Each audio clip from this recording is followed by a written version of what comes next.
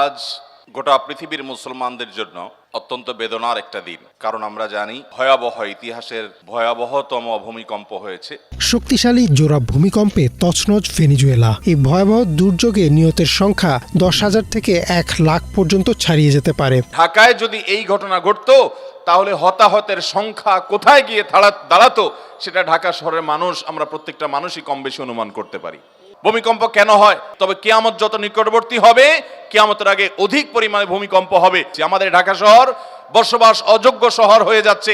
পৃথিবীর সবচাইতে দূষিত শহরগুলোর তালিকায় আমাদের এই শহরের নাম যখন খুব উপরে আমরা দেখতে পাই, তখন আমাদের কাছে ভালো লাগে না। যারা এই ভূমিকম্পে ঈমান নিয়ে দুনিয়া থেকে চলে গেছেন, আল্লাহ তাআলা তাদেরকে শাহাদাতের মর্যাদা দান করুন। ইতিহাসের এই ভয়াবহতম দুর্ঘটনায় হাজার হাজার ফ্যামিলি নিজেদের আপনজনকে হারিয়েছেন, কত বাচ্চা হয়তো এতিম হয়েছেন, কত বাবা মা সন্তান হারা হয়েছেন, কত মানুষ ভাই বোন এবং আপনজনকে হারিয়েছেন। শোক সন্তপ্ত পরিবারগুলোকে আল্লাহ রাব্বুল আলামিন সান্ত্বনা নসিব করুন। এই সকল ঘটনা বলি, এগুলো তো বটেই, দুনিয়াতে যত ছোট ছোট ক্ষুদ্রাতি ক্ষুদ্র ঘটনা ঘটে, ইমানদারের জন্য প্রত্যেকটা ঘটনার মধ্যেই শিক্ষা আছে। আল্লাহ রাব্বুল আলামিন দুনিয়াতে যত কিছু ঘটান তার প্রতিটা বিষয় থেকে ইমানদারের শেখার আছে, জানার আছে, উপলব্ধি করার আছে, বোঝার আছে এবং করণীয় সেখান থেকে বের করার অনেক কিছু আছে। এই যে ভূমিকম্প হয়ে গেল, এই ভূমিকম্প পৃথিবীর ইতিহাসে প্রথম নয়, বরং এটি সকল যুগেই কম বেশি ছিল। এমনকি সাহাবা একরামের যুগেও ভূমিকম্পের ঘটনা ঘটেছে। আল্লাহ রাব্বুল আলামিন কোরআনে কারিমে একটা সূরা নাজিল করেছেন, সূরা জিলজাল বা সূরা ইজা জুলজিলা, ইজা জুলজিলাতিল আরদু জিলজালাহা। এই সূরার শুরুতে আল্লাহ তাআলা বলেছেন, সে সময়ের কথা তোমরা স্মরণ করো যখন এই পৃথিবীকে ভূমিকম্পের মাধ্যমে এটা প্রকম্পিত হবে, এটাকে প্রকম্পিত করা হবে গোটা পৃথিবীকে। ও আখরাজাতিল আরদু আথকালাহা, সে ভূমিকম্প সাধারণ ভূমিকম্প নয়, জমিনের নিচে থাকা সব মৃত মানুষ সবাইকে বের করবে, সবাই হাসরের ময়দানে একত্রিত হবে। সেই ভূমিকম্প, সেই পৃথিবীর ফাটল, সেই পৃথিবীর ইতিহাসের, মানব ইতিহাসের, পৃথিবীর জন্ম থেকে ঘটে যাওয়া সবচেয়ে বড় ঘটনা, সেটি ঘটবে, সেটার জন্য অপেক্ষা করো। ভূমিকম্প এটা পৃথিবীতে বিভিন্ন সময় হয়। অনেক সময় চন্দ্রগ্রহণ হয়, অনেক সময় সূর্যগ্রহণ হয়, ঝড় জলোচ্ছ্বাস, এগুলো তো হয়ই। এগুলো সুন্নাতুল্লাহ ফিল আরদ, বা জমিনে আল্লাহ তাআলার সুন্নাহ, আল্লাহ তাআলার নিয়ম। বিশেষ করে উপকূলীয় এলাকায় ঝড় জলোচ্ছ্বাস হবে, এটা আল্লাহ সুন্নাহ। এই সমস্ত ঘটনার পেছনে আল্লাহ তাআলার অনেক হিকমা থাকে, কারণ আল্লাহ তাআলার একটা গুণবাচক নাম হলো তিনি হাকিম। যার কারণে যত কিছু পৃথিবীতে আল্লাহ তাআলা ঘটান, প্রত্যেকটা বিষয়ের পেছনে বহুবিধ, বহুমুখী, বহু রকমের হিকমত এবং রহস্য আল্লাহ তাআলার ইলমে অবশ্যই থাকে। আমরা হয়তো সবসময় বুঝে উঠতে পারি না এই সকল প্রাকৃতিক দুর্যোগ। এগুলো দেখলে অনেক সময় আমরা গড়পড়তে আল্লাহর গজব বলে চালাই দেই, যেটা সবসময় সঠিক না। অনেক সময় মানুষের জীবনে বিপদ আসে, মুসিবত আসে, দুর্ঘটনা ঘটে, অ্যাক্সিডেন্ট হয়, এরকম আরো অনেক কিছু ঘটে। সেগুলো আল্লাহ তাআলা বান্দাকে পরীক্ষা করবার জন্য করেন।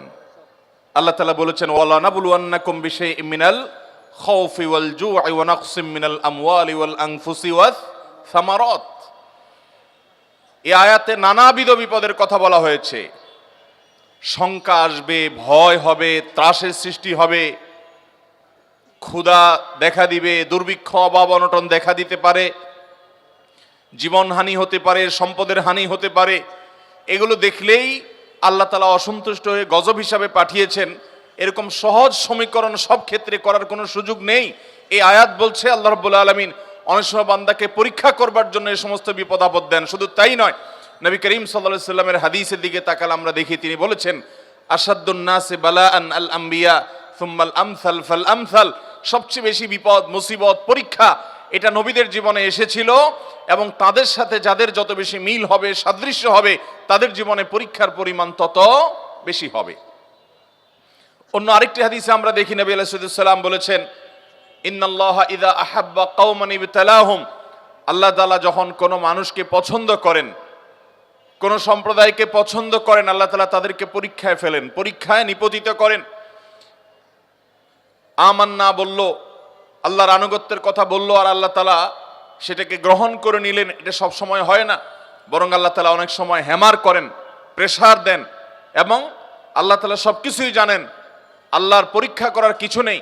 তারপরও আল্লাহ তাআলা আমাদের কাছে প্রমাণিত করেন যে এই বান্দা আল্লাহ তাআলার খাঁটি বান্দা।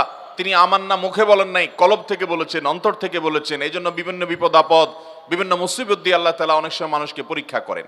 অতএব এই যে প্রাকৃতিক যত দুর্যোগ হয়, সেটা ঝড় হোক, জলোচ্ছ্বাস হোক, কোনো দুর্ঘটনা হোক, ব্যক্তি জীবনে হোক, পারিবারিক জীবনে হোক, কোনো একটা ছোট্ট সমাজে হোক, একটা দেশের জন্য হোক, পৃথিবীর বড় অংশ জুড়ে হোক, এগুলোকে সব সময় আমরা চোখ বন্ধ করে আল্লাহর গজব হিসাবে চালাবো না। বিশেষ করে যখন ইমানদারদের উপরে পতিত হবে, সেটা হতে পারে আল্লাহর পক্ষ থেকে পরীক্ষা, আবার হতে পারে আমাদের কোনো অপরাধের কারণে, কোনো পাপের কারণে, কোনো গুনাহের কারণে আল্লাহ রাব্বুল আলামিন আমাদেরকে শাস্তি দিচ্ছেন। কারণ আল্লাহ তাআলা কোরআনে অন্য আয়াতে বলেছেন, যাতে করে তারা এই সমস্ত ঘটনা থেকে শিক্ষা গ্রহণ করে ফিরে আসতে পারে আল্লাহর দিকে। আজকে ঢাকায় যদি এই ঘটনা ঘটতো, তাহলে হতাহতের সংখ্যা কোথায় গিয়ে দাঁড়াতো সেটা ঢাকা শহরের মানুষ, আমরা প্রত্যেকটা মানুষই কম বেশি অনুমান করতে পারি। মোহতারাম হাজরিন, ঠিক ফজরের সময় ভোরবেলা এই ধরনের দুর্ঘটনা যখন ঘটে, তখন আমাদেরকে ভাবতে শেখায়। না ঘুমানোর নিয়ত করে যখন রাত 2টা 3টা, সকাল 7টা 8টা 9টা 10টা অ্যালার্ম দিয়ে ঘুমায়, ফজরের নামাজ পড়ার নিয়ত নাই, ঘুমের সময় সে নিয়ত করেই শুইতেছেন। আপনি মোবাইলের ভিতরে অ্যালার্ম সেট করলেন 10টায়, 11টায়, 9টায়, 7টা 8টায় উঠবেন, অফিসে যাবেন, কাজে কামে বের হবেন। আর এর মধ্যে যদি এরকম বিপদ আপনার আমার উপরে আসে, তো আল্লাহর নাফরমানি করার নিয়ত করে শুয়েছেন, ওই অবস্থায় মওত হয়েছে। এই মওত কখনো ইমানদারের মওত হতে পারে না। ভাইরা আমার, এই সকল ঘটনা, এই সকল মুসিবত, এই সকল দুর্ঘটনাগুলো আমাদেরকে যে কত কিছু শেখায়। বেশি দিন হয় নাই করোনা চলে গেল, করোনা এসেছে, কত কিছু আমাদেরকে শিখিয়েছে। মানুষ কিভাবে স্বার্থপর হয়, সন্তানরা যাদের জন্য মানুষ চুরি, দুর্নীতি, 2 নম্বরই হারাম উপার্জন করে, যাদের জন্য মানুষ অন্যায় করে, যাদের ভবিষ্যতের জন্য নানান আল্লাহর বিধানকে লঙ্ঘন করে চলে, সেই সন্তানরা কিভাবে পর হয়ে যায়, কিভাবে স্বার্থপর হয়ে যায়, কিভাবে বাবার লাশটার কাছে পর্যন্ত যেতে চায় না মৃত্যুর ভয়ে। সেরকম শত শত ঘটনা করোনার সময় ঘটেছে, আমাদেরকে শিক্ষা দিয়ে গেছে না, যায় নাই? ভাইরা আমার, আমরা এক সময় শুনতাম যে ইসলাম মেয়েদেরকে নিজেদের সৌন্দর্যকে ঢেকে ঢুকে আবৃত্তি করে রাখতে বলে। এটা মুসলিম নারীর সম্ভ্রান্তের ব্যাপার, এটা তার ইজ্জতের ব্যাপার, যে একজন মুসলিম নারী, একজন আত্মসম্মান বোধ সম্পন্ন নারী, তার সৌন্দর্য, এটা রাস্তাঘাটের মানুষ, পথে ঘাটের মানুষ দেখে দেখে মনে মনে তাকে নিয়ে জেনা করবে, কল্পনায় জল্পনায় তাকে নিয়ে বাজে চিন্তা করবে, নোংরা চিন্তা করবে। এটা করতে দিবে না একজন আত্মসম্মান বোধ সম্পন্ন নারী। এই জন্য আল্লাহ তাআলা পর্দার বিধান দিয়েছেন, দিয়ে বলেছেন যালিকা আদনা আন ইউরাফনা। এই বিধান এই জন্যই দেওয়া হয়েছে যাতে চেনা যায়, বোঝা যায় এরা সাধারণ কোনো নারী না, এরা বাজারের মানুষ না, এরা ওই নারী যে নারীর ভিতরে আত্মসম্মান বোধ আছে, যে তার সৌন্দর্যকে রাস্তাঘাটে যেখানে সেখানে সবার সামনে বিলিয়ে বেরিয়ে সবাইকে তার সাথে মনে মনে কল্পনার জগতে জেনা করার সুযোগ করে দেয় না। এরকম সম্ভ্রান্ত নারী যে, এটা বোঝা যায় তার পর্দা দেখে। অথচ এই পর্দার বিধানের কথা যখনই আল্লাহ রাব্বুল আলামিনের দেওয়া এই বিধানের কথা উলামা একরাম বলেছেন, আমরা যুগ যুগ ধরে শুনেছি নানান খোঁচা মারা কথা, নানান আলটা মারা কথা, নানান উল্টাপাল্টা কথা। যেমন একটা কথা খুব বেশি আমাদের ইসলাম বিদ্বেষী ভাইয়েরা প্রায় বলেন পর্দাকে কেন্দ্র করে, যে চোখ মুখ এসব বন্ধ করে একটা নারী কিভাবে চলতে পারে, এটা নারীকে রীতিমতো আবদ্ধ করে ফেলা, এটা নারীর প্রতি অবিচার, এভাবে মানুষ চলতে পারে না। অনেকে বলতেন যে হুজুররা আপনারা ফতোয়া দেন মহিলাদেরকে পর্দা করার জন্য, এরকম বোরকা পরে নেকাব পরে সব বেঁধে হাতমোজা পামোজা মুখ ইত্যাদি সব বন্ধ করে একটু রাস্তাঘাটে চলে দেখেন দেখি, পারেন নাকি? জীবনেও পারবেন না। ফতোয়া দিয়ে শুধু মহিলাদের কষ্ট বাড়ান। নারীদের উদ্ধারকারী হিসাবে পরিচয় দানকারী আমাদের কিছু সেকুলার ভাইয়েরা ইসলাম বিদ্বেষী ভাইয়েরা এ ধরনের কথা বলে আমাদেরকে খোঁচাখুচি সারা জীবন করছে না করে নাই? আল্লাহ রাব্বুল আলামিনের কি আজীব কুদরত। করোনার সময় আমরা দেখলাম যে তারা একজন পর্দানসীন নারী যেভাবে পর্দা করে, একেবারে হাতের মধ্যে গ্লাভস, পায়ের মধ্যে মোজা, মাথা থেকে পা পর্যন্ত পুরাটা এমন গাউন তারা পরেছেন যে পর্দানসীন নারীও এরকম করে না।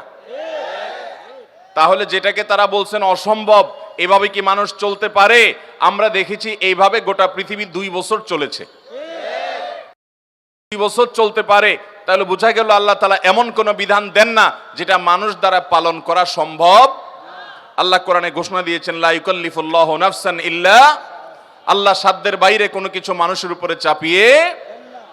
মোহতারাম হাজিরিন, করোনা কত কিছু আমাদেরকে শিখিয়ে গেছে, সে বিষয়ে আলোচনা করা আজকে আমরা আলোচনার বিষয় না।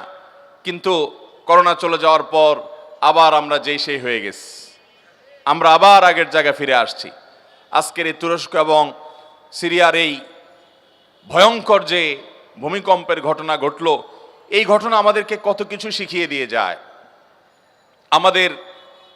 আমাদের যে সভ্যতা নিয়ে আমরা গর্ব করছি, তথ্য প্রযুক্তি গোটা পৃথিবীকে আজ কোথায় নিয়ে গেছে। আমাদের কিছু বন্ধু কোরআন এবং হাদিসকে, আল্লাহ তাআলার বিধানকে বিজ্ঞানের বিপরীতে দাঁড় করান।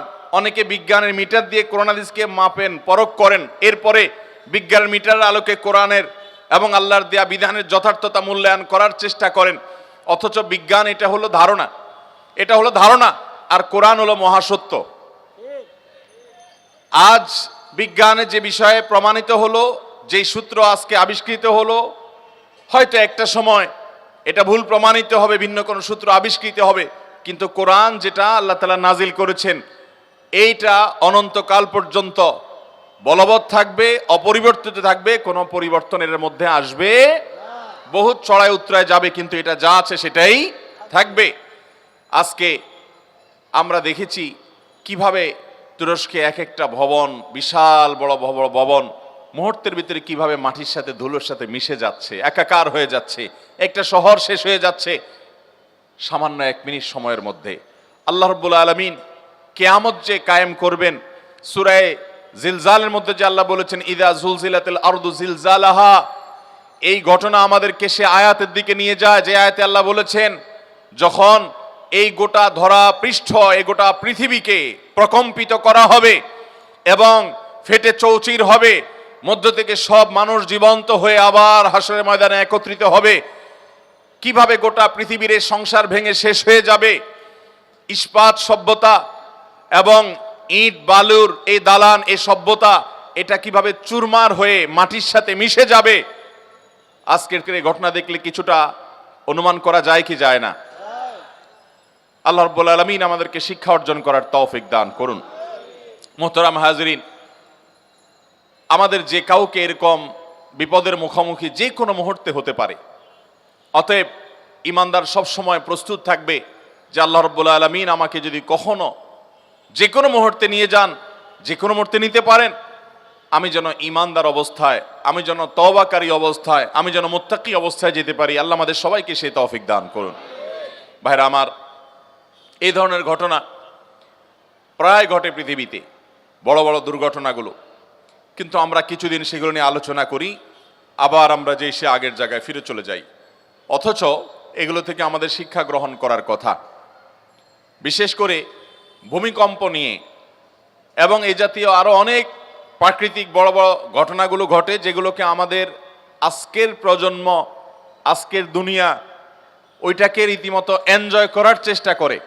সূর্যগ্রহণ, চন্দ্রগ্রহণ যখন হয় তখন দূরবীন দিয়ে, বিভিন্ন ডিভাইস দিয়ে দেখবেন যে ছেলে মেয়েরা ছাদে উঠে খোলা জায়গায় গিয়ে ওইটাকে উপভোগ করে যে এত বছরের মধ্যে, এতশো বছরের মধ্যে এত বড় সূর্যগ্রহণ আর হয় নাই, এত বড় সূর্যগ্রহণ, এটা উপভোগ করতে হবে।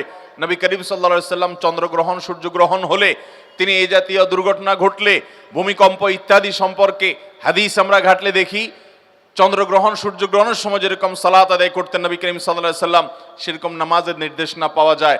মসজিদে প্রবেশ করে যেতেন, আল্লাহর ভয়ে অন্তরগুলো প্রকম্পিত হতো, আল্লাহর স্মরণ শুরু করতেন, না জানে কিয়ামত শুরু হচ্ছে, কারণ এভাবে এক সময় কিয়ামত হবে। আজ আমরা অনেকে সেটাকে এনজয় করছি। আমরা তথ্য প্রযুক্তির উন্নতির এই সময়ে আমরা মনে করছি এই সমস্ত সেকেলে, এই সমস্ত পুরানা কথাবার্তা এগুলো অচল। মনে রাখবেন, আজ সামুদ জাতির এখনো পর্যন্ত ধ্বংসাবশেষ পৃথিবীতে আছে। আমার নিজের সে সমস্ত জায়গা যাওয়ার সৌভাগ্য হয়েছে। সে সমস্ত জায়গা দিয়ে যাওয়ার সময় দেখা যায় সৌদি আরবের আল ওলা শহরে কিছুটা আছে, জর্ডানে কিছুটা আছে, যে সমস্ত মানুষেরা আল্লাহর আযাবের কথা শুনে হাসাহাসি করত, তাদেরকে আল্লাহ তাআলা তখনকার সময়ের সবচেয়ে ভালো টেকনোলজি দিয়েছেন। এমন টেকনোলজি তাদের কাছে ছিল, এমন শক্তি তাদের কাছে ছিল। কোরআনে আল্লাহ তাআলা আয়াত নাজিল করেছেন, ইরামা যাতিল ইমাদ আল্লাতী লাম ইখলাক মিসলুহা ফিল বিলাদ। তাদের মতো এত শক্তিশালী, তাদের মতো এত সুঠাম দেহের অধিকারী, তাদের মতো তাদের মতো নির্মাণ শিল্প রপ্তকারী পৃথিবীতে এর আগে কেউ ছিল না। আপনি যদি আল ওলায় যান, আপনি যদি মাদায়েন সালেহ যান, আপনি যদি জর্ডানে যান, আপনি দেখতে পারবেন কোরআনের এই আয়াতের বাস্তবতা। বিশাল বড় পাহাড়, গোটা পাহাড় কেটে একটা মূর্তি বানিয়ে ফেলা হয়েছে। একটা পাহাড়, একটা শহর, তার ভেতরে ঘর বাড়ি সবকিছু পাহাড় কেটে কেটে। পাহাড় কাটার মেশিন তখন ছিল না, বিদ্যুৎ তখন ছিল না, মোটর তখন ছিল না, কিন্তু তারা করেছে। আল্লাহ রাব্বুল আলামিন তাদের সে শক্তিমত্তার কথা বলেছেন। তাদের হাতে অনেক টেকনোলজি তখন ছিল। এখনকার মানুষ যেরকম এখনকার টেকনোলজি নিয়ে আমরা গর্ব করি, তখন তাদেরটা নিয়ে তারা গর্ব করত। আজ থেকে আবার 500-1000 বছর পরে যারা আসবেন দুনিয়াতে, যদি দুনিয়া থাকে, তখনকার প্রজন্ম তাদের টেকনোলজি নিয়ে গর্ব করবে, আমাদেরটাকে পুরাতন সেকেলে মনে করবে, ওল্ড এবং পিছিয়ে পড়া মনে করবে। ঠিক একইভাবে আজ সামুদ জাতি তারাও এরকম মনে করেছিল। যখন আল্লাহর নবী হুদ আলাইহিস সালাম, আল্লাহর নবী সালেহ আলাইহিস সালাম তাদেরকে আল্লাহর আযাবের ভয় দেখাচ্ছিল, তারা ঠাট্টা করছিল, হাসি তামাশা করছিল, যারা আবার কিসের ভয় দেখায়, কিসের সমস্ত আমাদেরকে আতঙ্ক দেখায়। এত বিশাল বড় পাহাড়, লোহার মতো শক্ত পাহাড় কেটে আমরা সুড়ঙ্গ করে সেখানে বাড়িঘর নির্মাণ করেছি। এবং বিশেষ করে আনমাতিদের কবর এখনো পর্যন্ত সে সমস্ত জায়গায় আছে। সেসব কবরগুলো দেখারও সুযোগ আমার হয়েছে। সে সমস্ত জায়গায় আপনি ইউটিউবেও দেখবেন, ভিডিওগুলো আছে। সেখানে শত শত হাজার হাজার বছর আগে, কত হাজার বছর আগে সেটা একমাত্র আল্লাহ ভালো জানেন। শুধু আনমাতিদের ইতিহাস ঘাটলে দেখা যায় ঈসা আলাইহিস সালামের 2000 বছর আগে গত হয়ে যাওয়ারও আরো অনেক আগে ছিল তারা, আর তাদেরও হাজার হাজার বছর আগে ছিল আদ এবং সামুদ জাতি। এই মানুষগুলোর ধ্বংসাবশেষ এখনো পর্যন্ত ওইভাবে আল্লাহ রাব্বুল আলামিন রেখে দিয়েছেন শিক্ষা গ্রহণ করবার জন্য। তারা বহু দম্ভ করেছে পৃথিবীতে, বহু অহংকার করেছিল, তাদের টেকনোলজি নিয়ে তারা অনেক গর্ব করেছে। ভাইরা আমার, সেই গর্ব আল্লাহ রাব্বুল আলামিন মুহূর্তের মধ্যে সামান্য একটু প্রাকৃতিক দুর্যোগ, যেটাকে আমরা বলি আল্লাহর গজবের আকার দিয়ে, সেটাকে ধুলার সাথে মিশিয়ে দিয়ে কিয়ামত পর্যন্ত আগত মানুষের কাছে শিক্ষা হিসাবে রেখে দিয়েছেন। ফেরাউন আল্লাহ তাআলা তার ভিতরে কিছু অলৌকিকত্ব দিয়েছিল, কিছু পাওয়ার দিয়েছিল। সেও মনে করেছিল যে আমাকে আর ঠেকায় কে। ঈমান আনে নাই আল্লাহর নবীর প্রতি, ঈমান আনে নাই আল্লাহর নবীর দাওয়াতকে গ্রহণ করে নাই। আল্লাহ রাব্বুল আলামিন তাকে ধ্বংস করেছেন। ধ্বংস করে তার লাশ আল্লাহ তাআলা রেখে দিয়েছেন। এবং কোরআনে আল্লাহ তাআলা আয়াত নাজিল করেছেন, কাযালিকা নুনাজ্জিকা বিবাদানিকা লিতাকুনা লিমান খালফাকা আয়া। ও ফেরাউন, তোমার পরে পৃথিবীতে যারা আসবে তারা যেন তোমার লাশ দেখে শিক্ষা গ্রহণ করে, এই জন্য তোমার লাশকে আমি হেফাজত করব, আল্লাহ কোরআনে ওয়াদা করেছেন। এটা পচতে দেওয়া হবে না।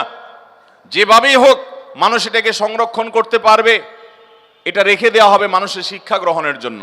কিন্তু মানুষ খুব কমই শিক্ষা গ্রহণ করে। মোহতারাম হাজরিন, তাদের সে তথ্য প্রযুক্তি, তাদের সে টেকনোলজি, তাদের যে বিজ্ঞান, তাদের যে শক্তিমত্তা, তাদের যে প্রকৌশল বিদ্যা, এগুলো সবগুলো মুহূর্তের ভিতরে আল্লাহ তাআলা মাটির সাথে মিশিয়ে দিয়েছেন। আল্লাহ তাআলা মানুষকে আল্লাহ যখন সৃষ্টি করেন, একটা মানুষ যখন পৃথিবীতে আসে কত দুর্বল থাকে, বিছানায় শুয়ে থাকে, নিজে পেশাব পায়খানার কথাও বলতে পারে না, ক্ষুধা লাগলেও বলতে পারে না, মনের ভাবটা প্রকাশ করতে পারে না। একটা মশা এটা তাড়ানোর ক্ষমতা থাকে না, দুর্বল থাকে। আল্লাহ রাব্বুল আলামিন এরপর আস্তে আস্তে তাকে শক্তিশালী করেন। সে আস্তে আস্তে একটু হামাগুড়ি দিতে শিখে, এরপর সে একটু বসতে শিখে, এরপর সে একটু দাঁড়াতে শিখে, এরপর সে একটু হাঁটতে শিখে, এরপর সে একটু বুঝতে শিখে, এরপর সে আরো অনেক কিছু করতে শিখে, এরপরে নিজের পায়ে দাঁড়ানো শিখে, এরপরে পড়ালেখা শিখে, এরপরে উপার্জন শিখে, এরপরে পড়ালেখা শিখে, জ্ঞান বিজ্ঞান শিখে সে পৃথিবীর অনেক কিছু জানতে পারে। একটা পর্যায়ে সে নিজের রবকে অস্বীকার করে বসে। সে কোথা থেকে কোথায় এসেছে তার ইতিহাস ভুলে যায়, নিজের সৃষ্টিকর্তাকে সে ভুলে যায়, অস্বীকার করে। মানুষ নিমক হারাম। আল্লাহ তাআলা কোরআনে সেই কথাই বলেছেন, ইন্নাল ইনসানা লাকাফুর, নিশ্চয়ই মানুষ অকৃতজ্ঞ। এই অকৃতজ্ঞতা দিয়েই মানুষের জীবন বেড়ে ওঠা। কিন্তু যারা ইমানদার, যারা আল্লাহর প্রতি বিশ্বাস রাখে, তারা অকৃতজ্ঞ হয় না। তারা শিক্ষা গ্রহণ করে, তারা তালিম হাসিল করে, তারা সেখান থেকে রীতিমতো প্রতিটা নেওয়ার মতো জিনিসকে নিয়ে নেয়। মোহতারাম হাজরিন, এই সমস্ত ভূমিকম্পের ঘটনা আমাদেরকে বহু কিছু শিখিয়ে যায়। আমরা অনেকে দেখবেন, যেটা বলছিলাম যে আমাদের অনেক তরুণ বন্ধুরা, অনেক স্কুল কলেজে পড়ুয়া বন্ধুরা সূর্যগ্রহণ চন্দ্রগ্রহণকে উপভোগ করে। নবী করিম সাল্লাল্লাহু আলাইহি ওয়াসাল্লাম আতঙ্কিত হতেন, তিনি কোনো না জেনে আতঙ্কিত হতেন, ব্যাপারটা সেরকম না। আপনার আমার সমাজে যেরকম কুসংস্কার ছিল নবী সাল্লাল্লাহু আলাইহি সাল্লামের জীবদ্দশায়, তার থাকা অবস্থায় সাহাবীদের মধ্যে কুসংস্কার, এটা কল্পনাও করা যায় না, বরং কুসংস্কারকে দুনিয়া থেকে বিদায় করবার জন্যই তিনি এসেছেন। সেই নবী সাল্লাল্লাহু আলাইহি ওয়াসাল্লাম তিনি আতঙ্কিত হয়ে যেতেন এবং ভয় পেতেন যে না জানে কিয়ামত চলে আসলো। কারণ কিয়ামত এইভাবেই আসবে, সূর্য নিষ্প্রভ হয়ে যাবে, নিষ্প্রভ হতে হতে চন্দ্রগ্রহণের মতো সূর্যগ্রহণের মতো এরকম ঘটনাই আস্তে আস্তে আস্তে কিয়ামতের রূপ পরিগ্রহ করবে। এরকম ভূমিকম্প আস্তে আস্তে পৃথিবীতে বাড়তে থাকবে, বাড়তে থাকবে। নবী করিম সাল্লাল্লাহু আলাইহি সাল্লামের হাদিস থেকে আমরা জানি, কিয়ামত যত নিকটবর্তী হবে ভূমিকম্পের পরিমাণ তত বাড়বে, ক্ষয়ক্ষতির পরিমাণ তত বাড়বে। মানুষ যত দালান কোঠার সভ্যতাকে বড় করবে, কিয়ামত যত নিকটবর্তী হবে, এগুলো সবগুলো কিয়ামত আলামতের মধ্যে থেকে একটি। এই ভূমিকম্পের পরিমাণ যত বাড়তে থাকবে, কিয়ামত যত কাছাবে, ঘন ঘন ভূমিকম্প সারা পৃথিবীতে হবে। এর ভিতরে বড় আলামত সমূহের মধ্যে থেকে একেবারে কিয়ামতের কাছাকাছি সময় গিয়ে যে ভূমিকম্পগুলো হবে, সেগুলো একটা হবে পূর্বে, একটা হবে পশ্চিমে, ভূমিধসের ঘটনা ঘটবে, একটা হবে মধ্যে। এরকম বড় বড় ভূমিকম্প হবে, ভূমিধসের ঘটনা ঘটবে, যে গোটা পৃথিবীর সকল সিস্টেমকে প্রায় ধ্বংস করে শেষ করে দিবে এবং জানান দিবে যে পৃথিবীর আয়ু শেষ হয়ে এসেছে। আমরা আজ যে ভূমিকম্পকে মনে করছি না, এটার সাথে ধর্মের কোনো সম্পর্ক নেই, এটা নিছক বৈজ্ঞানিক বিভিন্ন সূত্রের আলোকে আমরা বলি যে এই কারণে হয়েছে, সেই কারণে হয়েছে, সেগুলো অবশ্যই সত্য হতে পারে, সেগুলোর সাথে কোনো সাংঘর্ষিকতা নেই। যেমন কেন ভূমিকম্প হয়, ভূমিকম্প কেন হয়? আজ থেকে শত শত বছর আগে ইমাম ইবনুল কাইয়িম রহমতুল্লাহি আলাইহি ভূমিকম্পের উপরে অনেক গবেষণা তার আছে। সেই গবেষণাগুলো পড়লে আমরা অবাক হয়ে যাব যে এত বছর আগে ইসলামের ইতিহাসের একজন বড় ইমাম, অনেক উঁচু মাপের একজন গবেষক, কিভাবে তিনি গবেষণা করে এই সমস্ত কারণগুলো আবিষ্কার করেছেন। আমি নিজে ইবনুল কাইয়িম রহমতুল্লাহ আলাইহির এই সম্পর্কে গবেষণা পড়ে সমসাময়িক বিজ্ঞানীরা আজকের যে সায়েন্স এবং বিজ্ঞান ভূমিকম্পের যে কারণ দর্শায়, এটার কারণ যেগুলোকে ব্যাখ্যা করে, উল্লেখ করে, সেগুলোর সাথে মিলালে দেখি অবিকল মিলে যায়। অবাক করা বিষয়, সে তখন তিনি গবেষণা করে গেছেন। এরকম বাহ্যিক কারণ থাকতেই পারে। পৃথিবীর ভূপৃষ্ঠের নিচের গ্যাস যখন কমে যায়, সেটা ভূমি ফাটলের মাধ্যমে হোক, আগ্নেয়গিরির মাধ্যমে হোক, প্রস্তর পরে যখন নানান কারণে পৃথিবীর এই নিচে দেশে তলদেশে ফাঁকার সৃষ্টি হয়, সেটার কারণে জমিন দেবে যায়, ভূমিকম্প হয়। এরকম নানান বিষয় বৈজ্ঞানিক গবেষণা উঠে এসেছে। এগুলোর সাথে কোন হাদিসে কোনো ইসলামের দৃষ্টি হলো, কোরআন এবং হাদিসের দৃষ্টি হলো আরো পেছনে। যেই কারণেই হোক না কেন, ওই কারণের পরের কারণ, তারও পরের কারণ, তারও পরের কারণ, যেগুলো সেগুলো বিজ্ঞান আর বলতে পারবে না। একজন ইমানদার বলতে পারবে আল্লাহর হুকুম হয়েছে, সৃষ্টি জগতের মালিকের ফয়সালা হয়েছে, তাই হয়েছে। অতএব আমরা অনেক কারণ বলতে পারবো। এখন যদি বলা হয় যে গ্যাস কেন বের হয়ে আসলো ফাটল দিয়ে, আগ্নেয়গিরি দিয়ে, এটার বিকল্প কেন থাকলো না? জলোচ্ছ্বাস হলো, ঘূর্ণিঝড় হলো, নিম্নচাপ তৈরি হলো, কেন নিম্নচাপ তৈরি হলো সাগরে, তার কারণ কি? আপনি কারণ ব্যাখ্যা করলেন, সেই কারণের আবার কারণ কি? এই মুহূর্তেই বা কেন হলো, এখানেই বা কেন হলো, এগুলোর ব্যাখ্যা আপনি বলতে পারবেন না। কিন্তু ইমানদার বলতে পারবে আমার রবের ফয়সালা হয়েছে তাই। যদি কেউ বলে রবের ফয়সালা কেন হয়েছে, তার আর কেন নাই, কারণ রব তিনি তার সম্পর্কে কোরআনে তার নিজের কথা নিজে বলেছেন যে তিনি যা করেন লা ইউসআলু আম্মা ইয়াফআলু ওয়া হুম ইউসআলুন, তিনি যা করেন কেন করেন এটা জিজ্ঞাসা করার মতো কেউ আর, যেহেতু তিনিই একমাত্র সৃষ্টিকর্তা। মোহতারাম হাজেরিন, এই সমস্ত ঘটনা থেকে আল্লাহ তাআলা আমাদেরকে শিক্ষা গ্রহণ করার তৌফিক দান করুন। অতএব যারা আমরা এই যে বিভিন্ন রকমের ডিভাইস দিয়ে চন্দ্রগ্রহণ সূর্যগ্রহণ উপভোগ করি, বিভিন্ন প্রাকৃতিক এই ধরনের ঘটনাগুলোকে উপভোগ করি, নবী করিম সাল্লাল্লাহু আলাইহি সাল্লাম এই সমস্ত ঘটনার সময় বিপদসন্ত্রস্ত হতেন, আল্লাহর জিকির এবং স্মরণ করতেন, মসজিদে ঢুকে যেতেন এবং ভয় পেতেন, আতঙ্কিত হতেন, না জানে কিয়ামত হলো, কারণ কিয়ামত এভাবেই হয়ে যাবে তিনি জানতেন, ওহীর মাধ্যমে আল্লাহ তাকে জানিয়েছেন। এগুলো শোনার পর আমাদের যে সমস্ত ভাইদের কাছে মনে হয় সেকেলে, তাদেরকে বলছি আজ সামুদ জাতি ঠিক একইভাবে আল্লাহর নবী হুদ আলাইহিস সালাম এবং সালেহ আলাইহিস সালামের আল্লাহর দেওয়া ভবিষ্যৎবাণীকে এইভাবে তারা তাচ্ছিল্য করেছিল, ঠাট্টা করেছিল, বিদ্রুপ করেছিল। তাদের পরিণতি এবং পরিণতি হওয়ার পর সেই জায়গা, তাদের সে শক্তিমত্তার যে স্বাক্ষর পাহাড় পর্বতগুলো, তাদের সে আবাসন, তাদের সে জায়গাগুলো আল্লাহ তাআলা এখনো রেখেছেন, কিন্তু আমরা শিক্ষা গ্রহণ খুব কমই করি। আল্লাহ রাব্বুল আলামিন আমাদেরকে ঈমান আনার তৌফিক নসিব করুন। তবে ভূমিকম্পকে কেন্দ্র করে অনেক মুখরোচক, অনেক কুসংস্কারাচ্ছন্ন বিশ্বাস, অনেক ভুল বিশ্বাসও আমাদের মধ্যে প্রচলিত আছে। এর ভিতরে একটা হলো যে আমাদের সমাজে এখন অনেক মানুষ মনে করে যে পৃথিবী দাঁড়িয়ে আছে একটা গরুর শিংয়ের উপরে, সে শিং যখন সে পাল্টায় তখন ভূমিকম্প হয়। এরকম নানান কথা আপনারা অনেকে শুনছেন না শুনেন নাই? অথচ এই সমস্ত কথা না নবী করিম সাল্লাল্লাহু আলাইহি সাল্লাম থেকে বিশুদ্ধভাবে কোনোভাবে প্রমাণিত না, এগুলার কোনো ভিত্তি কোরআনে কারীমের কোথাও কোনোভাবে পাওয়া যায়। বিধায় ইমানদারের বিশ্বাস হবে ভূমিকম্পের বৈজ্ঞানিক ব্যাখ্যা যদি কোনোটা থাকে, বিজ্ঞানীরা গবেষণা করে যদি কোনো তথ্য দেন, সেটা সত্য হতে পারে, অবাক করার কিছু নেই। কিন্তু এটারও বড় কারণ হলো আল্লাহ তাআলার হুকুম এবং ফয়সালা যখন যেখানে হয় তখন সেখানে ভূমিকম্প হয়। কেন হয়? এই কেনর উত্তর আমরা শুরুতে দিয়েছি। সবসময় এটা আল্লাহর গজব হিসাবে হয় না, কখনো কখনো পরীক্ষার জন্য হয়, কখনো আল্লাহর এমন কোনো হিকমা, এমন কোনো রহস্য থাকে যেটা পৃথিবীবাসী জানে না, আল্লাহ তাআলাই জানেন। কারণ আল্লাহর সমস্ত কাজের রহস্য যদি মানুষ বুঝে যায়, জু সমঝ মে আ গই ও ফির খুদা কিউ কর হুয়া, যার সব কিছুই মানুষ সপ্ত করে ফেলতে পারে। আমাদের অনেক বন্ধুরা আছেন প্রায় প্রশ্ন করেন যে ভাই আল্লাহ এটা কেন করলেন, ওইটা কেন করলেন না, এটা এরকম হলো কেন, ওইটা ওইরকম হলো কেন? আল্লামা ইকবাল বলেছেন জো সমঝ মে আ গই ও ফির খুদা কিউ কর হুয়া। আরে ভাই, আল্লাহর সকল কাজের রহস্য যদি তুমি উদ্ঘাটন করে ফেলতে পারো, রপ্ত করে ফেলতে পারো, তাহলে আল্লাহকে তো তোমার ব্রেইনের মধ্যে তুমি ক্যাপচার করে ফেললে, সীমাবদ্ধ করে ফেললে। অথচ আল্লাহ তো অসীম, তাকে তো তোমার এই ব্রেইনে ক্যাপচার করে ফেলতে পারার কথা না। একজন মালিক, তার একজন অধীনস্থ, একজন মালিক, তার একজন সাধারণ চাকর নৌকর, এই ব্যক্তি মালিকের যে চিন্তা চেতনা, দূরদৃষ্টি, তার যে বিভিন্ন সিদ্ধান্তের বাস্তবতা, যথার্থতা, রহস্য, এটা সে ধরতে পারে না। অনেক সময় বলে স্যার এটা কেন করলেন, স্যার বুঝে এটা কেন করেছেন? বলে যে তোমার বোঝার দরকার নাই, তোমাকে যেটা বলছি এটা করো। কারণ যোগ বিয়োগটা স্যারের জানা আছে, ওই বেচারার জানা নাই। তিনি অনেক সময় মনে করেন স্যার এই সমস্ত কেন যে করে বেহুদা, তিনি এরকম অনেক সময় মনে করেন। অথচ তিনি যদি স্যারের মতো সবকিছু বুঝে যেতেন তাহলে তিনি স্যারের সমানই হয়ে যেতেন। তো দুনিয়ার মানুষ যদি সাধারণ একজন ড্রাইভার, একজন পিয়ন, একজন সাধারণ কর্মচারী, তিনি যদি তার প্রতিষ্ঠানের মালিক, সর্বোচ্চ ব্যক্তিত্ব যিনি, সর্বোচ্চ আসনে যিনি আছেন, তার যোগ বিয়োগ যদি ইনি ধরতে না পারে, তাহলে আহকামুল হাকিমিনের সকল যোগ বিয়োগ, তাকের সকল ফয়সালার রহস্য, কোনটা কেন করেছেন, কোনটার পেছনে লুকায়িত রহস্য কি আছে, এটা পৃথিবী মানুষ কিভাবে ধরতে পারে? বিধায় ইমানদার সে আল্লাহর প্রতি ঈমান আনবে। কিয়ামত যত নিকটবর্তী হবে ভাইরা আমার, ঈমান ধরে রাখা তত কঠিন হবে।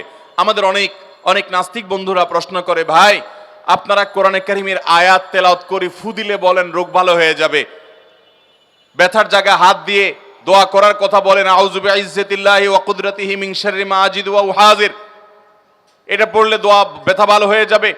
এবং এই যে কোরআনের বিভিন্ন আয়াত, যেখানে আল্লাহ তাআলা স্পষ্ট বলেছেন যে এই আয়াত তিনি নাজিল করেছেন ইমানদারদের জন্য শিফা হিসাবে, ওয়া নুনাজ্জিলু মিনাল কুরআনি মা হুয়া শিফাউন ওয়া রাহমাতুল লিল মুমিনিন, এই কোরআনের একটা বিশেষ অলৌকিকত্ব হলো শিফা। আমি বলি ভাই, কোরআনের অলৌকিকত্ব যদি, এই অলৌকিকত্ব যদি দেখতে চান, আমি আপনাকে হলফ করে বলতে পারবো কোরআনের অন্য কোনো অলৌকিকত্ব দেখাতে পারি বা না পারি, এই অলৌকিকত্ব আপনি দেখতে পাবেন অবশ্যই এই কোরআন কিভাবে মানুষের জন্য শেফা হয়। প্রশ্ন হলো যে কোরআন মুখে উচ্চারণ করে তেলাওয়াত করবে আর ফু দিবে আরেকজন ভালো হয়ে যাবে, এটা কিভাবে সম্ভব? ওষুধ খায়, সেটা শরীরে যায়, সেটা আমাদের শরীরে, আপনার শরীরের সাথে মিশে আমাদের রক্তের সাথে মিশে তারপরে শিরা উপশিরা যায়, সেটা আমাদের মধ্যে কাজ করে, ডাইজেস্ট হয়, এরপরে ভেতরে যায়, শরীরের মধ্যে প্রভাব ফেলে, এটা তো বোঝা যায়। কিন্তু কোরআন কারিমের আয়াত পড়ে ফু দিলে নাকি ভালো হবে, হুজুররা কি বলে এই সমস্ত আজগবি কথাবার্তা। ভাইরা আমার, কথায় আছে যারা আপডেট টেকনোলজি সম্পর্কে জানে না, যারা পিছিয়ে পড়া টেকনোলজি এটা শুধুমাত্র জানে, তারা আপডেট টেকনোলজির কথা শুনলে হাসাহাসি করে। যেমন এখন যদি বলা হয় কাউকে যে একটা টেকনোলজি বাহির হবে, যে মানুষ মনে মনে কি চিন্তা করছে, সে কোনো কাজ করার আগ মুহূর্তের চিন্তার বিষয়টা ডিভাইস বলে দিবে। অলরেডি এরকম অনেক গবেষণা হয়ে গেছে পৃথিবীতে। তাহলে এই কথা যদি আজ থেকে 100 বছর আগের কথা মানুষকে বলা হতো, আচ্ছা এখন আমরা যে সুইচ দিলে ফ্যান ঘুরে, সুইচ দিলে লাইট জ্বলে, আজ থেকে 500 বছর আগে বা 1000 বছর আগে যখন বিদ্যুৎ আবিষ্কার হয় নাই, তখনকার মানুষকে যদি বলা হতো যে দেখো ওয়ালে একটা সুইচ থাকবে, এখানে টিপ দিলে লাইট কয়েক কিলোমিটার দূরে জ্বলে উঠবে, আর এই যে মোবাইল ফোন টোন এগুলোর কথা তো বলাই বাহুল্য, এগুলো যদি 1000 বছর 500 বছর আগের মানুষকে বলা হতো, মানুষ বলতে এর মাথায় স্ক্রু ঢিলাস, কিভাবে সম্ভব? বলতে কি বলতো না বলেন? এখন তো সুইচও লাগে না, আপনার তারও লাগে না, রিমোটে টিপ দিলে ফ্যান চলে, টিপ দিলে বন্ধ হয়, এমনকি টিপও দেওয়া লাগে না। টেকনোলজি বের হয়েছে, মুখ দিয়ে শুধু বললেই হবে গরম লাগছে, তো ফ্যান চলা শুরু হয়ে যাবে নাকি? তাহলে যে গরম লাগছে বলছে, সে যে ল্যাঙ্গুয়েজ সেট করা আছে, এই যে মোবাইলের মধ্যে দেখবেন যে কি আছে, কি সিরি, হাই হ্যালো সিরি আছে না, হ্যালো সিরি যদি বলে কল অমুক, অর্থাৎ অমুককে কল করো, তো মোবাইল ডাইরেক্ট নিজে নিজে কল করে ফেলায়, আছে না নাই? হাতে নেওয়াও লাগবে না, দূরে থাকবে, বলবেন আর সে কল করে দিবে। তো এইটা যদি সম্ভব হয়, তাহলে কোরআনে কারিমের আয়াত পড়ে ফু দিলে আল্লাহ রাব্বুল আলামিন সেখানে অ্যাকশন করিয়ে ওই ব্যক্তিকে সুস্থ করতে পারেন কি পারেন না? এরকম হাজারটা এক্সাম্পল দেওয়া যাবে। আপডেট টেকনোলজি, আপনি এখনো ওয়্যারের টেকনোলজিতে আছেন, ওয়্যারলেস টেকনোলজিতে পৃথিবী আগায় যাচ্ছে। কোরআন তার চাইতে আরো আপডেটটা বলে রাখছে যে আপনি তেলাওয়াত করবেন আর অ্যাকশন করবে ওখানে। আল্লাহ রাব্বুল আলামিন ফিতনা থেকে, ঈমান বিধ্বংসী ফিতনা থেকে আমাদেরকে বেঁচে থাকার তৌফিক দান করুন। দাজ্জাল পৃথিবীতে আসবে কি আসবে না? দাজ্জাল যখন আসবে, এমন পাওয়ার সে হোল্ড করবে, এমন ক্ষমতা তার কাছে থাকবে যে পৃথিবীর খাদ্য পানীয় সব তার কন্ট্রোলে থাকবে, মানুষের জীবন মৃত্যু তার কন্ট্রোলে। সে বলবে তো মরে যাবে, সে বলবে তো জীবিত হয়ে যাবে, এবং এমন এমন অলৌকিকত্ব তার মধ্যে থাকবে যে অগণিত মানুষ, ইমানদাররা পর্যন্ত বিভ্রান্ত হয়ে তাকেই আল্লাহ মনে করবে, হ্যাঁ আমরা কোরআন হাদিসে যে আল্লাহর কথা, আল্লাহর যে কনসেপ্টের কথা জানছি সব তো সেই হোল্ড করে, তাহলে এই তো আল্লাহ, সে ঈমান, তার প্রতি ঈমান এনে বেঈমান হয়ে কাফের হয়ে যাবে। এই জন্য সকল যুগে নবী রাসূলগণ দাজ্জাল থেকে আমাদেরকে সাবধান করেছেন, সতর্ক করেছেন, যেন দাজ্জালের ফিতনায় আমরা পতিত না হই। কিয়ামতের আগে, দাজ্জাল আসার আগে পৃথিবীতে বিভিন্ন রকমের সিচুয়েশন তৈরি হবে, যে সিচুয়েশনে মানুষ তথ্য প্রযুক্তি, মানুষ জ্ঞান বিজ্ঞান, সায়েন্স টেকনোলজির উন্নতি দেখে আল্লাহকে অস্বীকার করে বসবে, মনে করবে সব পুরানা কথাবার্তা, সব মুখরোচক গল্প, সব ধর্মের কথা, সব হুজুরদের বানানো কথা, সব আগের যুগের মানুষের কিচ্ছা কাহিনী, এগুলোর বাস্তবতা অনেক মানুষ অস্বীকার করবে। কিয়ামতের আগে মানুষ দলে দলে এইভাবে বেঈমান হবে। মুসলমানের সন্তানরা দুনিয়ার অনেক ভেলকি দেখে তারা ঈমান হারা হবে। নবী করিম সাল্লাল্লাহু আলাইহি ওয়াসাল্লাম এরকম বহু ভবিষ্যৎবাণী করে গেছেন। অতএব মোহতারাম হাজরিন, আমরা এই ভূমিকম্প দেখে এর বৈজ্ঞানিক বিভিন্ন কারণ জানতে পেরে আমরা যেন কোরআন হাদিসের প্রতি আমাদের ঈমান যেন দুর্বল না হয়, মনে রাখতে হবে যে এই সকল কারণের আসল কারণ হলো আল্লাহ তাআলার হুকুম এবং ফয়সালা। সেটা আল্লাহ তাআলা এক এক সময় এক এক কারণে এক এক বিশেষ উদ্দেশ্যকে নিয়ে দিয়ে থাকে। তবে কিয়ামত যত নিকটবর্তী হবে, কিয়ামতের আগে অধিক পরিমাণে ভূমিকম্প হবে, আর বড় বড় 3টি ভূমিধসের ঘটনা ঘটবে, যেগুলো কিয়ামত একেবারে নিকটবর্তী হয়ে গেছে, পৃথিবীর আয়ু শেষ, সৃষ্টি জগতের আয়ু শেষ, এটি বুঝাবে ওই সমস্ত ঘটনাও ঘটবে। আল্লাহ রাব্বুল আলামিন এই সমস্ত ভয়াবহ এবং এই সকল ঘটনা থেকে, মর্মান্তিক দুর্ঘটনা থেকে আমাদেরকে শিক্ষা গ্রহণ করার তৌফিক দান করুন। আমাদের যে সমস্ত ভাই বোনরা ঈমান নিয়ে দুনিয়া থেকে চলে গেলেন, এই দুর্ঘটনার শিকার হলেন, আল্লাহ রাব্বুল আলামিন তাদের সবাইকে শাহাদাতের মর্যাদা দান করুন, এবং যারা সাফারার তাদেরকে আল্লাহ তাআলা এই ক্ষতিগুলো পুষিয়ে নেওয়ার তৌফিক দান করুন। এবং এই জাতীয় দুর্যোগ যখন হবে, সেই দুর্যোগে মুসলিম অমুসলিম যে কেউ নিপতিত হোক না কেন, আমরা প্রত্যেকে যার যার জায়গা থেকে সাহায্যের হাত বাড়িয়ে দেওয়ার চেষ্টা করব। আর ওই যে আল্লাহ কোরআনে বলেছেন জহরাল ফাসাদু ফিল বাররি ওয়াল বাহরি বিমা কাসাবাত আইদিন নাস, স্থলে জলে যত ব্যত্যয় যত কিছু হচ্ছে এগুলা মানুষেরই হাতের কামাই। আজ পৃথিবীর পরিবেশটাকে আমরা ধ্বংসের অতল তলে নিয়ে গেছি।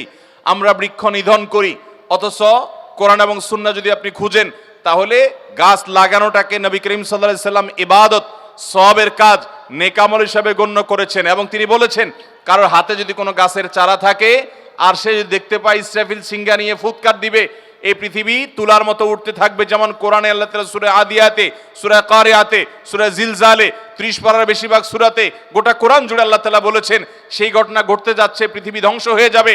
নবী সাল্লাল্লাহু আলাইহি সাল্লাম বলেছেন হাতে যদি গাছের চারা থাকে পৃথিবী ধ্বংস হয়ে যাবে সে দেখতে পাচ্ছে, তারপরও সে তার কাজ পালন করবে, অর্থাৎ গাছটা লাগাই ফেলবে, এর কারণে সে সওয়াব পাবে। যদি কেউ কোনো গাছ লাগায়, কোনো ফসল করে, সেখান থেকে মানুষ তো বটেই, কোনো কীটপতঙ্গ পোকামাকড়ও যদি খায় এবং কেউ অক্সিজেন গ্রহণ করে, ছায়া গ্রহণ করে, যত উপকার হবে আল্লাহ রাব্বুল আলামিন ওই গাছ লাগানোওয়ালাকে তার জন্য সওয়াব দান করবেন। আমরা কজন এটাকে ইবাদত মনে করি? আজ পৃথিবীর পরিবেশটা আমরা ধ্বংস করে ফেলছি। আমাদের ঢাকা শহর বসবাস অযোগ্য শহর হয়ে যাচ্ছে। পৃথিবীর সবচাইতে দূষিত শহরগুলোর তালিকায় আমাদের এই শহরের নাম যখন খুব উপরে আমরা দেখতে পাই তখন আমাদের কাছে ভালো লাগে না। এই জন্য আমরা প্রত্যেকটা মানুষ যার যার জায়গা থেকে আমাদের এই শহরটাকে বাসযোগ্য করতে হবে। যদি বাসযোগ্য না করি তাহলে নানা প্রাকৃতিক দুর্যোগ আসবে, নানা বিপদ আসবে, নানা ব্যত্যয় ঘটবে, নানা অসুবিধা তৈরি হবে, যেগুলোর জন্য আমাদের হাতের কামাই আমরা ভোগ করব এবং আল্লাহ রাব্বুল আলামিনকে দোষারোপ করার কোনো অবস্থাতেই কোনো সুযোগ নাই। এই সময়টা তো আমরা সুযোগ পাবো না। আল্লাহ তাআলা আমাদের সবাইকে সচেতন এবং দায়িত্বশীল হওয়ার তৌফিক দান করুন। আমরা যারা এই ঢাকা শহরে বিশেষ করে বসবাস করছি, চট্টগ্রাম শহরে বসবাস করছি, আমরা যে সমস্ত উল্টাপাল্টা কাজ করি, কদিন পরে দেখেন যে এডিস মশায় সব শেষ করে ফেলায়। নাগরিক সুবিধা যেগুলো পাওয়া দরকার সেগুলো যেমন পাওয়ার ঘাটতি আছে, ত্রুটি আছে, আবার নাগরিক হিসাবে আমাদের যতটা সচেতন হওয়া দরকার ততটুকু আমরা সচেতন না। চিপস খেয়ে ঠোঙ্গাটা আপনি ছেড়ে দিলেন, ওইটা চলে গেলো ড্রেনে জলাবদ্ধতা তৈরি হলো, বা ওই ঠোঙ্গার মধ্যে বৃষ্টির পানি জমলো, সেখান থেকে অ্যাডিস মশা তৈরি হলো। আপনি একটা ডাব খেয়ে মালাটা ফেলে দিলেন, সেই মালা বৃষ্টির পানি জমলো, সে পানিতে অ্যাডিস মশা তৈরি হলো, সেটা নিয়ে কোনো মানুষকে কামড় দিল, সে মানুষ কামড় খেয়ে তার ইমিউন সিস্টেম স্ট্রং না, দুর্বল, উইক, সেই বেচারা অসুস্থ হয়ে হাসপাতালে ভর্তি হলেন, হয়তো দুনিয়া থেকেই চলে গেলেন, বা লাখ লাখ টাকা তার নেমে গেল। আপনার একটা ওই ডাবের মালা, আপনার ফেলানো একটা সেই চিপসের খোসা, ঠোঙ্গা আপনি হয়তো খেয়ালও করছেন না, অথচ আপনি সেই ধর্মের অনুসারী যেই ধর্মের নবী করিম সাল্লাল্লাহু আলাইহি সাল্লাম বলেছেন ঈমানের গুরুত্বপূর্ণ একটা অঙ্গ হলো ইমাতাতুল আযা আনিত তরিক। রাস্তায় মানুষের কষ্ট হতে পারে, মানুষের অসুবিধা হতে পারে, এমন কিছু যদি অন্য আরেকজন ফেলে আপনি সেটা তুলে যথাস্থানে ডাস্টবিনে নিয়ে ফেলা, এটা হলো ঈমানের দাবি। অন্যের ফেলানো জিনিস তোলা তো পরের কথা, আমরা নিজে অহরহ রাস্তাঘাটে এসব জিনিস ফেলি। ভাইরা আমার, অনেক গুনাহ আছে যেগুলোকে আমরা গুনাহ মনে করি না, তার ভিতরে এগুলা। নবী করিম সাল্লাল্লাহু আলাইহি সাল্লাম শুধু রাস্তার হক, পরিবেশের হক সম্পর্কে যা বলেছেন আপনি অবাক হবেন। 1450 বছর আগে মক্কার যে পরিবেশ ছিল, মানুষই ছিল না। মক্কার যে পরিবেশ ছিল সেখানে ঘনবসতি দূরের কথা, মানুষই ছিল না। নবী সাল্লাল্লাহু আলাইহি সাল্লাম তখনই বলেছেন ইয়াকুমুল জুলুস আলাত তরিক, খবরদার রাস্তা দখল করবে না। আজ ফুটপাত দখল করে যারা দোকানদারি করে, আজ ফুটপাত দখল করে যারা আপনার বিভিন্ন রকমের ব্যবসা বাণিজ্য করে, ফুটপাতের উপর দিয়ে বাইক চালায়, তারপরে যায় বিভিন্ন রকমের আপনার স্কুটি চালায় বা সাইকেল চালায়, বা যে কোনোভাবে পোলাপান রাস্তা দখল করে বসে আড্ডা ফাড্ডা মারে, মানুষের ক্ষতি হয়। আমরা বুঝি এটা আমাদের জন্য ক্ষতিকর, এটা বেআইনি, এটা অন্যায়, অপরাধ। এই অপরাধের কথা প্রায় 1450 বছর আগে মুহাম্মদ সাল্লাল্লাহু আলাইহি সাল্লাম সাবধান করে গেছেন, এমন সময় যে সময় রাস্তায় ভিড় হওয়া তো দূরের কথা, মানুষই ছিল না, গোটা মক্কা মানুষ ছিল কয়েকজন। তাহলে ইসলাম মানলে আর কোনো কিছু না মানলেও চলবে ইনশাআল্লাহ। ইসলামটা যদি আমরা সবাই মানতে পারি, আমরা যদি খাঁটি মুসলমান হই, তাহলে অনেক বিপদ, অনেক ব্যত্যয়, অনেক দুর্ঘটনা, এগুলো থেকে আমরা বাঁচতে পারবো। আল্লাহ আমাদেরকে বাঁচাবেন। আর আমাদের হাতের কামাই দ্বারা পৃথিবীটাকে যদি আমরা বসবাস অযোগ্য করি, এই যে জলবায়ু পরিবর্তন হয়ে যাচ্ছে, পৃথিবীতে বনাঞ্চল আমরা ধ্বংস করে শেষ করছি, কলকারখানার কালো ধোঁয়া আমরা শেষ করছি, পৃথিবীটাকে বসবাস অযোগ্য করে ফেলছি। এরপরে রোগবালাই ছড়ালে, দুর্ঘটনা ঘটলে, প্রাকৃতিক অসুবিধা তৈরি হলে আমরা সেটাকে নানা কারণ ব্যাখ্যা করব, কিন্তু আল্লাহ কোরআনে আগেই বলে দিয়েছেন জহরাল ফাসাদু ফিল বাররি ওয়াল বাহরি বিমা কাসাবাত এই দিন নাস, পৃথিবীতে স্থলে জলে যত বড় দুর্ঘটনা ঘটে, যত ব্যত্যয় ঘটে, যত সমস্যা ঘটে, এসবগুলো আমাদের হাতের কামাই। আজকাল এরকম মুসলমান পাওয়া কঠিন। আল্লাহ আমাদের সবাইকে ইমানদার, খাঁটি মুসলমান, ইমানের সত্যর ঊর্ধ্ব যে শাখা আছে সেই শাখাগুলো বাস্তবায়নকারী মুসলমান হওয়ার তৌফিক দান করুন। ভাইরা আমার, রাস্তাঘাটে অন্য কেউ ময়লা ফেললে সেই ময়লাটা আপনি তুলে ডাস্টবিনে ফেলে দিবেন, এটা হলো ইমানের দাবি। নবী সাল্লাল্লাহু আলাইহি সাল্লামের হাদিস, ইমাতাতুল আযা আনিত তারিক, আরেকজনেরটা আপনি ফেলে দিন, এটা ইমানের দাবি। তাহলে আপনি নিজে যদি ফেলেন তাহলে এটা তো কুফরির অঙ্গ হবে, ঠিক না বে ঠিক? কিন্তু আমরা অনেকে নামাজ কালাম পড়ি, মুখে হয়তো দাড়িও আছে, মাথায় টুপিও আছে, গায়ে জুব্বাও আছে, কিন্তু এরকম কাজ আমরা করি কি করি না? আল্লাহ আমাদের সবাইকে দায়িত্বশীল হওয়ার তৌফিক দান করুন। এই কথাগুলো বলা এই জন্য যে এগুলোর কারণে অনেক প্রাকৃতিক দুর্যোগ হয়, এগুলোর কারণে অনেক অ্যাক্সিডেন্ট হয়, এগুলোর কারণে অনেক বিপদ আমাদের জাতীয় জীবনে চলে আসে। বিধায় আমাদের সবাইকে সচেতন হতে হবে। ভূমিকম্পের পেছনেও আমাদের হাতের কামাই আছে, আমাদের ত্রুটি আছে, আমাদের বিচ্ছুতি আছে, গোটা বিশ্ববাসীর বিচ্ছুতি আছে। আল্লাহ রাব্বুল আলামিন আমাদের সবাইকে যার যার বিচ্ছুতিগুলো বুঝে সেগুলোকে কারেকশন করে একজন খাঁটি মুসলমান হওয়ার তৌফিক দান করুন। মুসলমান তো সে হবে মান সালিমাল মুসলিমুনা মিন লিসানিহি ওয়া ইয়াদি, যার হাত আর মুখ দ্বারা সবাই নিরাপদ থাকবে, কাউকে সে কষ্ট দিবে না, কারোর কষ্টের কারণ সে হবে। মোহতারাম হাজরিন, আমাদের এই সমাজে অনেক মানুষ আছি আমরা যারা মানুষকে কষ্ট দেই। এই যে মাহফিল, আমি এসে ভাইকে জিজ্ঞাসা করছি, ভাই মাইক কি খুব বেশি দূরে লাগাইছেন? কারণ ঢাকা শহরে মাহফিলে দূর দূরান্তে মাইক লাগাইলে মানুষের জীবনটা অতিষ্ঠ হয়ে যায়। এত ঘন বসতি, কোন একটা বিল্ডিং এ যদি মাইক লাগানো হয় তাদের জীবনটা জীবন্ত জাহান্নাম হয়ে যায়। তো ইসলাম তো আমাকে বলেন একজন মানুষকে ওয়াজ শোনার নাম দিয়ে বিরক্ত করতে। ভাই বললেন আলহামদুলিল্লাহ যে মাইক লিমিটেড জায়গা রাখা আছে এবং বড় রাস্তা রাখা আছে, মানুষের বিরক্তির কারণ নাই এবং সেগুলোও নিয়ন্ত্রিত আছে, উনি জানালেন, আশ্বস্ত করলেন। মাইক তো ওয়াজ মাহফিলে মাইক তো বটে, এটা তো একটা ভালো কথা, সেটার জন্য মানুষকে কষ্ট দেওয়া জায়েজ নাই। মসজিদে নববীতে এক সাহাবী জোরে তেলাওয়াত করছিলেন, নবী করিম সাল্লাল্লাহু আলাইহি ওয়াসাল্লাম ডেকে নিয়ে বলছেন যে তুমি যাকে তেলাওয়াত শুনাতে চাচ্ছ তিনি কোনো বধির নন, তিনি আলিমুম বিজাতিস সুদূর, সবকিছু জানেন। এত চিৎকার না করলে বা এত জোরে না করলেও চলবে, কারণ আশেপাশে মানুষ ইবাদতে বিঘ্ন হচ্ছে। আমরা সেই ধর্মের অনুসারী, অতএব আমাদের অনেক মুসলমান যুবক ভাইরা আছে, তারা ডিজে পার্টির নামে, তারা ব্যান্ড পার্টির নামে, বিয়ের অনুষ্ঠানের নামে, গায়ে হলুদের নামে, গায়ে মরিচের নামে, নানান নামে বেনামে আমরা অনেক সময় দেখা যায় শব্দ সন্ত্রাস করি, শব্দ দূষণ করি, রাজনৈতিক অনুষ্ঠান, সামাজিক অনুষ্ঠান, বিয়ে শাদী, এটা সেটার নামে ঢাকা শহরটা বসবাস অযোগ্য আমরা করে তুলছি। আর যা হোক, এটা কোনো মুসলমানের আচরণ হতে পারে? আসুন আমরা মুসলমান হওয়ার চেষ্টা করি। মুসলমান হতে হলে আমাদেরকে মানুষ হতে হবে। তাহলে অনেক ব্যত্যয়, অনেক দুর্ঘটনা, অনেক প্রাকৃতিক দুর্যোগ, অনেক সমস্যা, অনেক সংকট, অনেক মুসিবত এমনিতেই আপনি দূর হয়ে যাবে ইনশাআল্লাহ। আল্লাহ আমাদের সবাইকে সেই জায়গায় যাওয়ার তৌফিক দান করুন।